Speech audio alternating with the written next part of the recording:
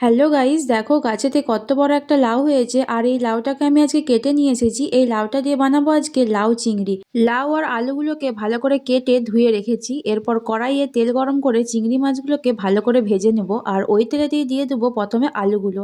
আলুগুলো লাল লাল করে ভাজা হয়ে গেলে দিয়ে দিতে হবে কেটে রাখা লাউগুলো। লাউটাকে ভালো করে নাড়াচাড়া করে ঢাকা দিয়ে দিতে হবে। এরপর দিয়ে দিতে হবে নুন আর পরিমাণ মতো হলুদ।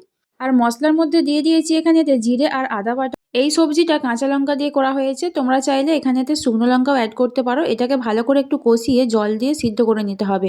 দেখো এখানেতে সবজিটা সিদ্ধ হয়ে গেছে। এবার এটাকে নামিয়ে নেবো। আবার ওই কড়াতেই দিয়ে দেবো পরিমাণ মতো তেল আর দিয়ে দেবো পাঁচফোড়ন আর তেজপাতা। এটা একটু ভালো করে নাড়াচাড়া হয়ে গেলে দিয়ে দেবো পেঁয়াজ কুচি। পেঁয়াজটা ভালো করে ভাজা হয়ে গেলে আগে থেকে সিদ্ধ করে রাখা সবজিটা দিয়ে আর চিংড়ি মাছগুলোকে দিয়ে দেবো। এটা কিছুক্ষণের জন্য ফুটিয়ে পরিমাণ মতো চিনি দিয়ে নামিয়ে নিলেই তৈরি আজকের রেসিপি লাউ চিংড়ি।